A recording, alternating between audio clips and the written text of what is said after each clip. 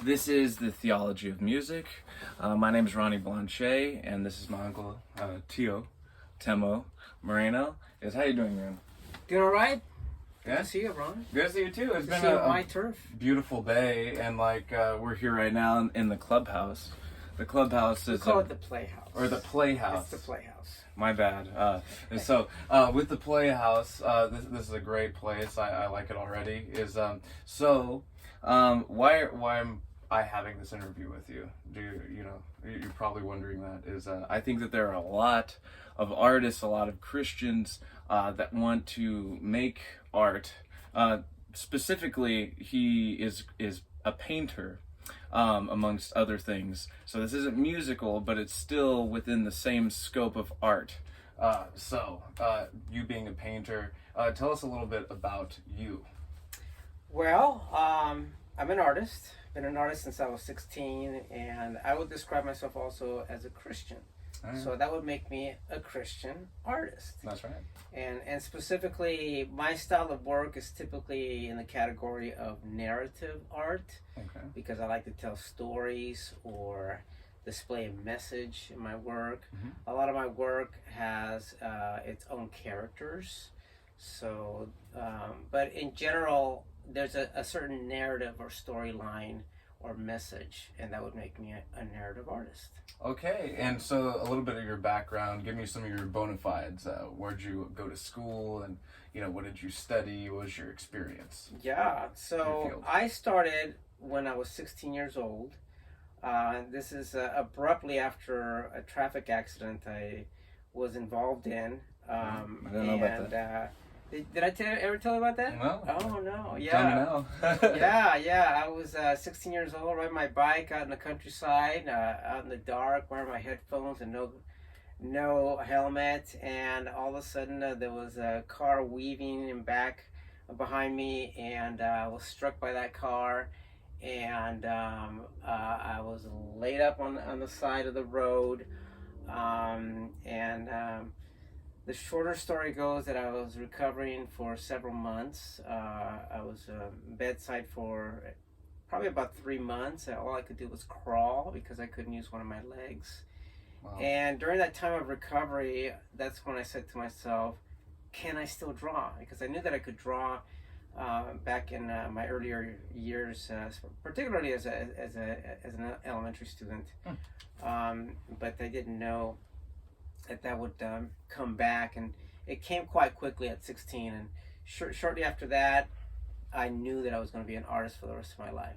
That incident of being struck by a car driven by a drunk driver, being laid up for months, that led me to my high school advanced placement art program that I was involved in. And then later on, very naturally, I said, I want to major in art. So I went to UC Davis for 5 years as an art studio major. Right on. And then I was accepted into the Boston University Master's painting program. Wow. for 2 years. And then eventually I got involved in the art scene little by little. Huh. Yeah, so that's the general kind of breakdown. Oh, very good. Well, I'm glad that, obviously it hurt, but, I'm very grateful to God that, you're an artist, you know what I mean? So we get to enjoy your art. Thinking about all of this, I've heard quite a bit when it comes to art and, Christians. I've heard really bad arguments. It's doing any type of art, that's idolatry. We're not supposed to be worshiping or making any graven images.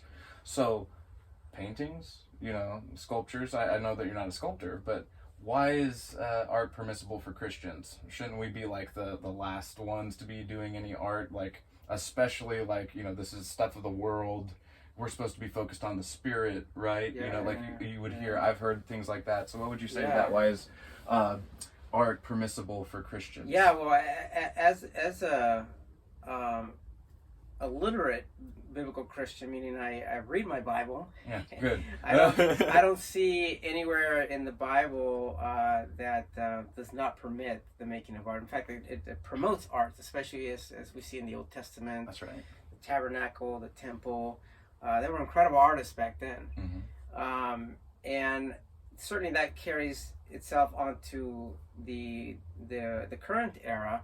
However, I do believe that we shouldn't be worshiping an image. Right. Yeah. I think that's We both clear agree. Yeah. from the Bible. So, I could probably take that stand like, yes, we shouldn't be worshiping an image.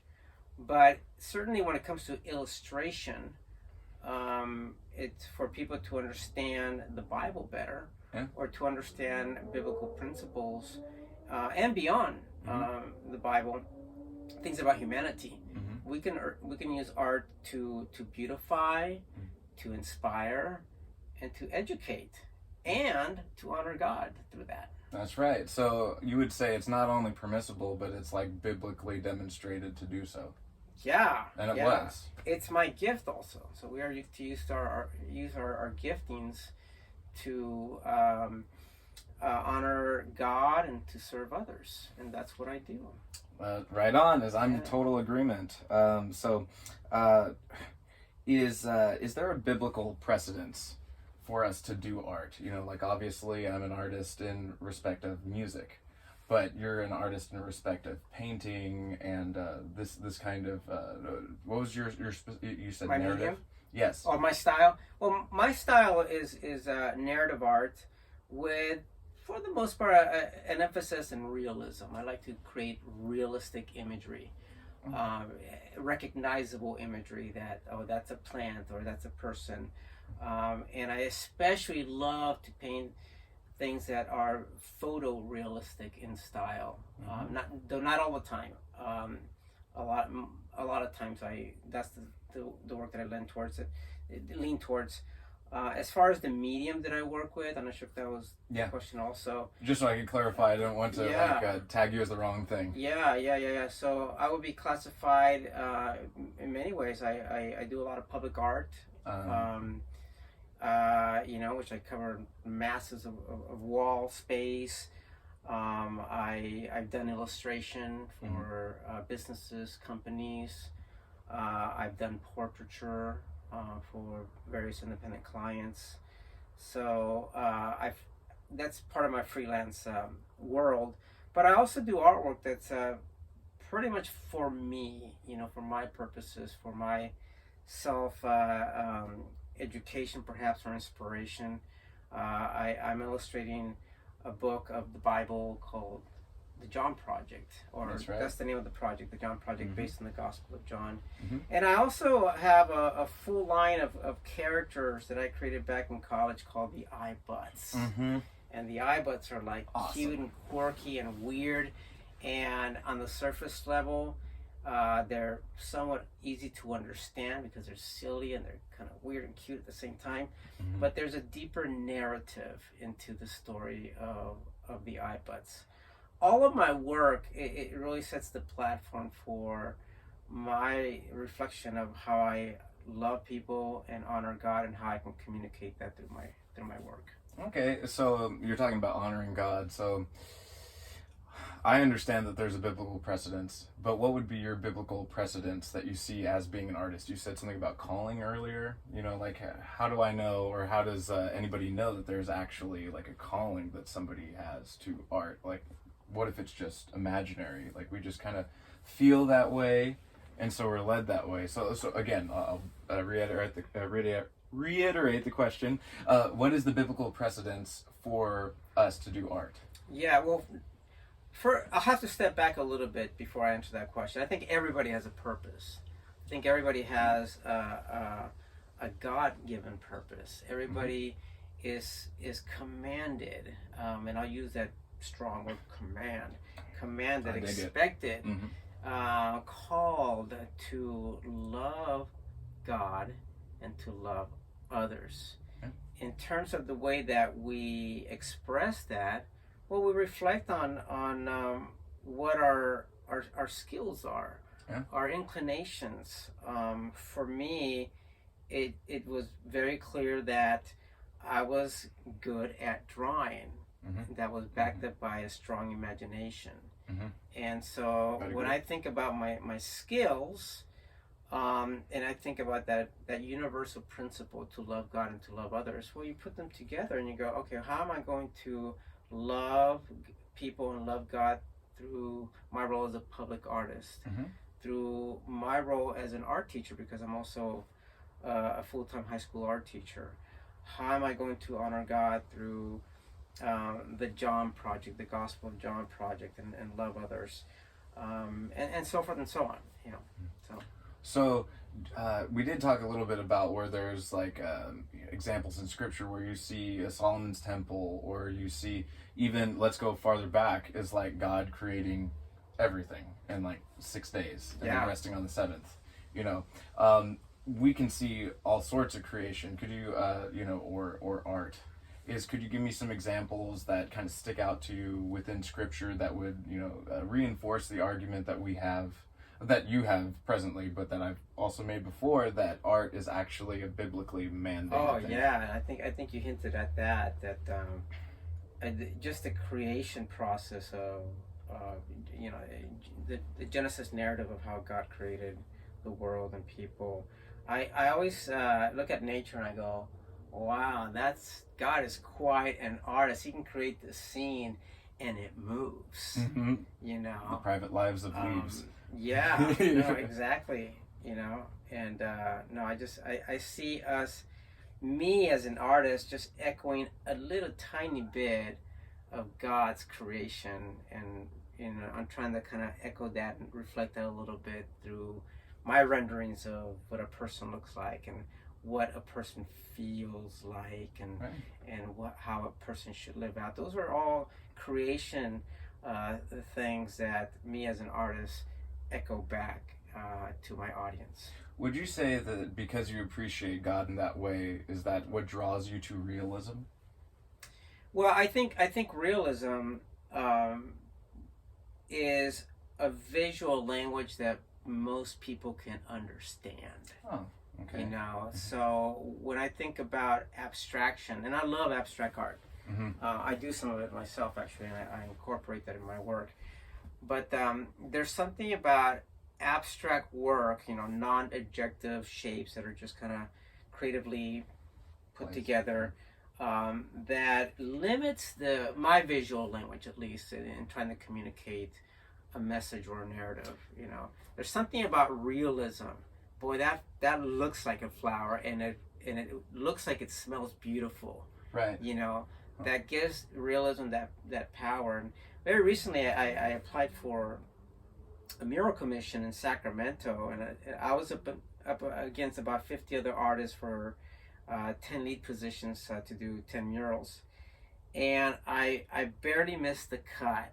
I made it all the way to the finals, and I got cut on that last stage. And the reason why is because the artists that took top spots were realist artists, photorealist artists. And even though there's a lot of realism in my work, the realism is not as prevalent in all my murals. And now I realize they played the game right. They were speaking through mostly realism, and that's quite an effective language. And so this just, we've been writing this bunny trail for a while, but I want to keep going.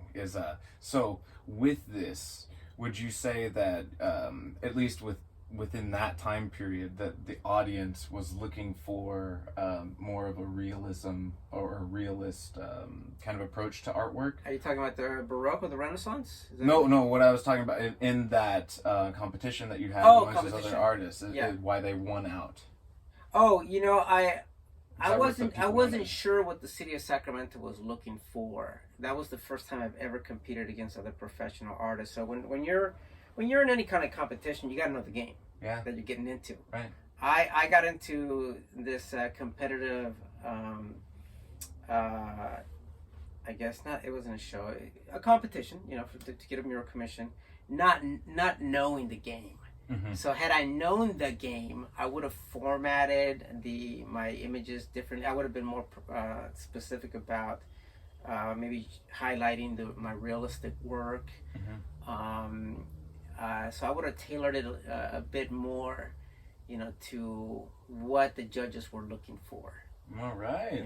So next time I'm involved in something like this, I think I'll know how to play the game better. Strategy. Yeah. Well, I just thought it was interesting, as maybe that says something about the image of God within all of us, as we desire to know what is true. Well, I kind of piggybacking on that, I mentioned the Baroque and the Renaissance because the Baroque and the Renaissance eras and their artistry was realism. Realism was the language, the visual language that people like Rembrandt and Michelangelo and Leonardo spoke through, so to speak, because people could understand that. They could see, oh, that's an image of Jesus doing this or that. Once you reach the modernist era and the movement of abstraction, there was a lot of abstraction introduced where you just kind of go, what is that? And people like wonderful artists like Jackson Pollock and certainly Picasso, but they didn't have in mind speaking to an audience and certainly echoing the truths, the universal truths that the Bible talks about. That's right. There was, I forget, Francis Schaeffer was talking about that, but he was talking about how art had slowly disintegrated, especially in its form.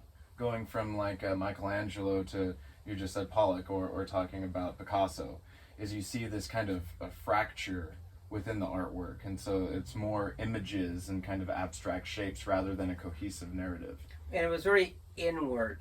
It was about me. It was about me bringing out my work for my purposes. Rather than God. Versus the Renaissance and the Baroque, it was about expressing universal truths about God and the Bible. So it's a different language and a different motive.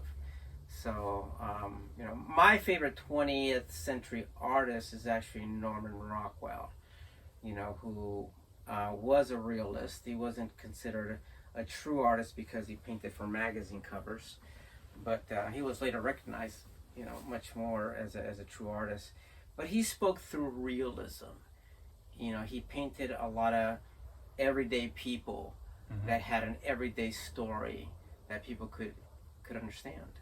Right. Yeah. Whereas, like with the abstract kind of bizarre, distorted images of Picasso, or if you're going to talk about Pollock, it seemed more like this is my distortion or how I perceive or how I feel reality.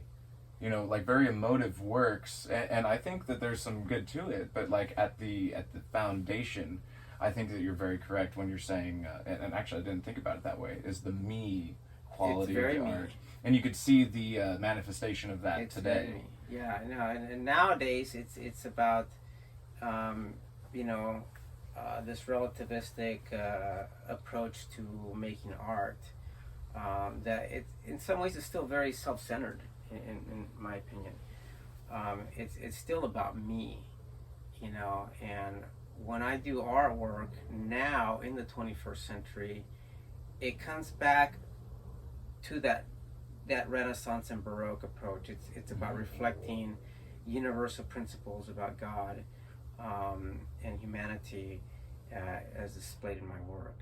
Yeah. It has a purpose, in other words. Right. And instead of like, you could tell me if this resonates with you or not.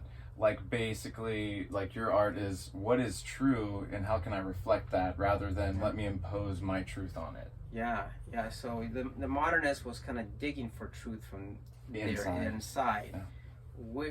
I'm looking for. I already know the essence of the general revelation of truth, and I just try to echo that through my work.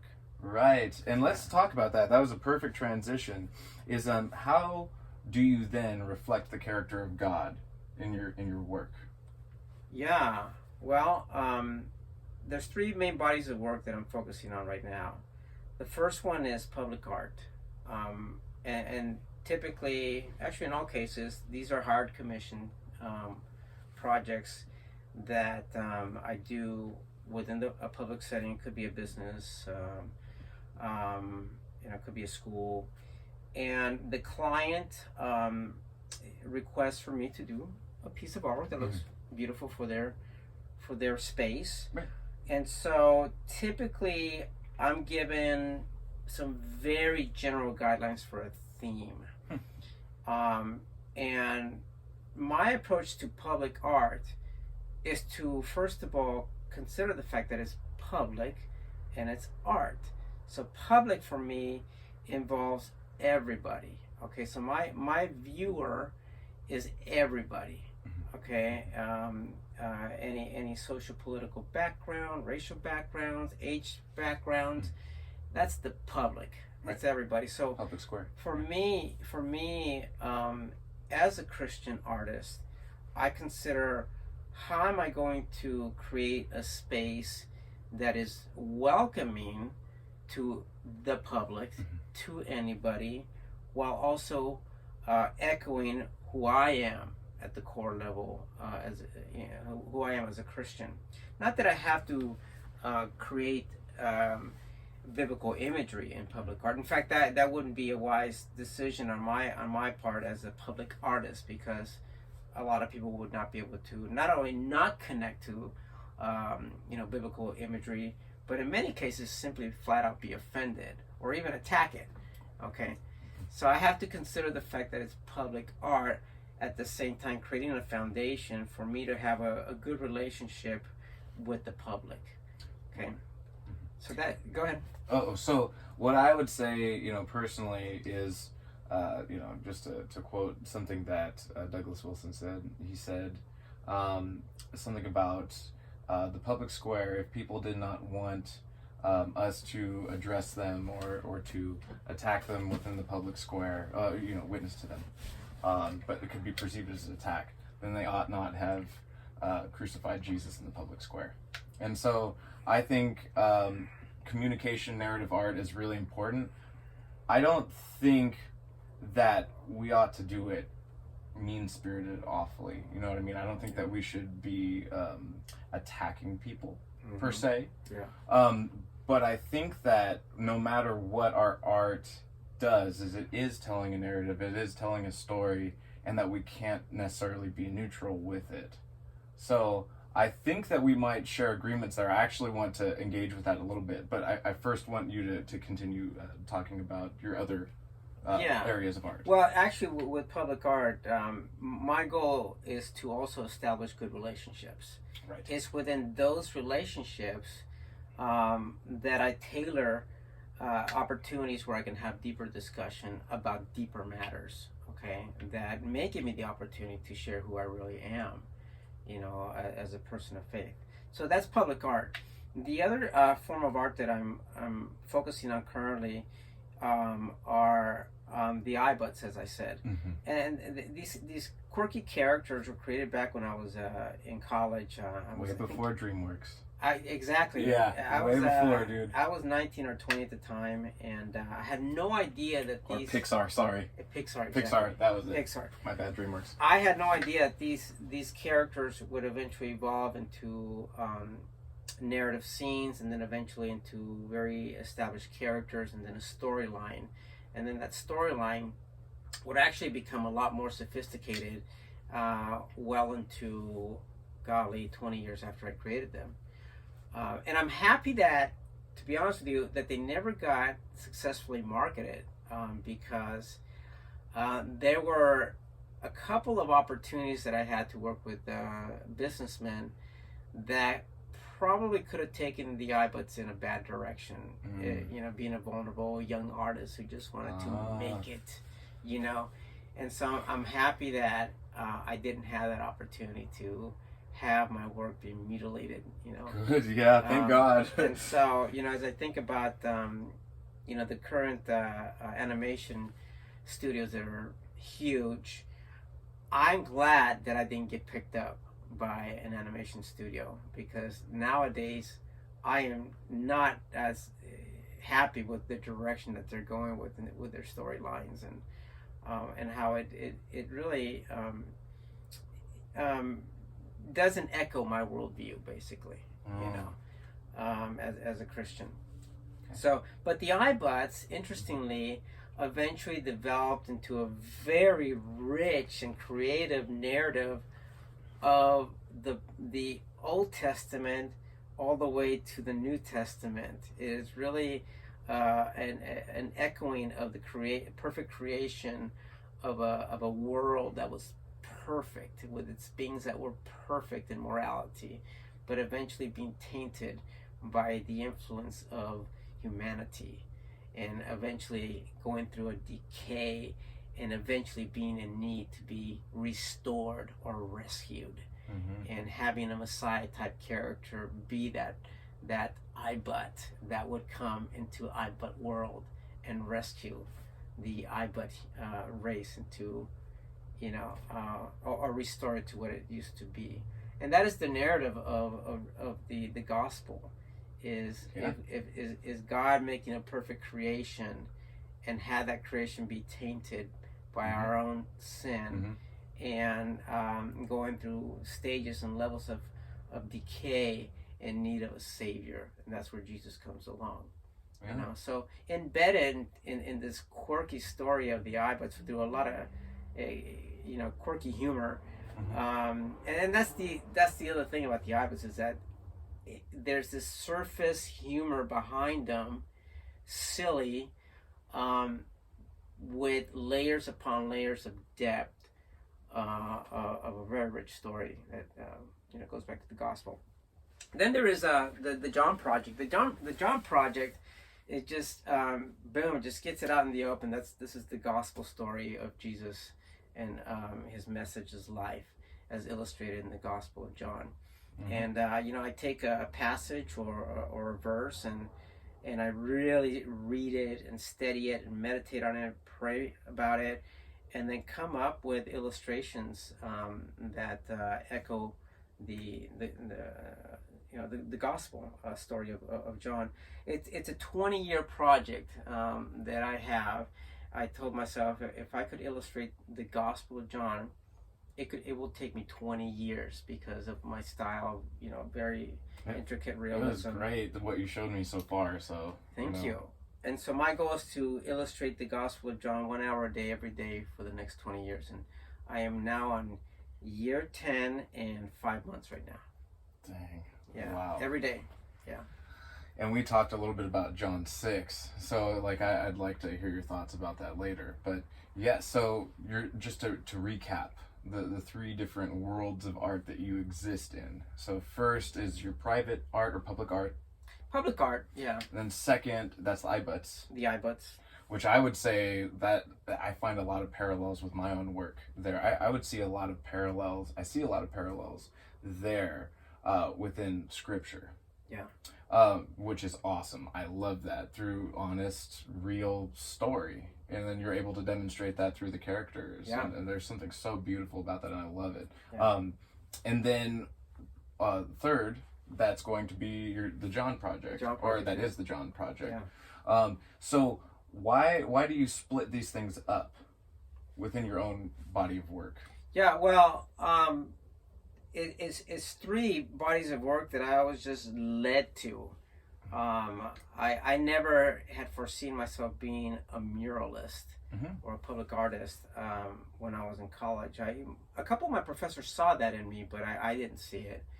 That came because I wanted to get into the art scene, and a school principal that I was working under at the time for a school said, "Can you create a mural with our students?" And I, as a young artist in his 20s, trying to make my way into the art scene, I said, yes, I can. And so I started creating collaborative techniques, working with kids and college students at the time, now professional artists and the general public. And I started getting work. And so it was just an issue of like, hey, this is a marketable thing that I could develop, and it's generating more of an income now, and with the I-Buts and the John Project, that is completely my vision, something I absolutely love. And marketing has been tough. It's a very, very specific two specific bodies of work that are tricky to market, and so it's going to take me a bit longer to get those out into the mass public, particularly the I-Buts. but I'm moving forward. Well, see, that's the thing that's interesting is like with my own experience and my own work is I've seen something being cultivated by evangelicals, believers that really have been pushing for kind of like a party line of all of Christ for all of life. Is that there is a following of Christians that I believe has been cultivated by God that want great artwork, that they're not settled with, you know, B-rated Christian movies or music. They want something like a Rembrandt. They want something like Michelangelo. They want that good stuff that actually reflects the character of God. So I think that there is a market for that. I think that there's just some arranging that needs to be done, like kind of a centering of that, where more Christians need to come together and actually realize, oh, we want to do the same thing, as opposed to being in our own little ghettos and away from each other. So that's one reason I'm having this talk, is to let other people know that there are artists that are making true, genuine, beautiful art out there, and that the more people know about it, then they'll be encouraged to make their own art as well, but know where to pick it up, you know, and know where to see it. But the reason why I was asking you why you separate them, it sounds very reasonable. They're all cohesive. They all have a certain common ground. Right. So it sounds like in one area of art, like that is for, commerce, or, not commerce necessarily, but for the paycheck. That's what brings in the money. And the other is like, you know, this is what maybe something that does bring in the money as well, but something that may not be as reliable as the other things. Because I would say, like, for instance, as I teach, right? As I teach music, but what I view myself as or is an artist, is that I perform and I have my own songs, but I don't necessarily get to do that all the time. Yeah. So I have something else that funds it. That makes a lot of sense to me. Yeah. But what else I wanted to talk about is something that Francis Schaeffer brings up in his Art in the Bible, is the difference between sacred and secular works.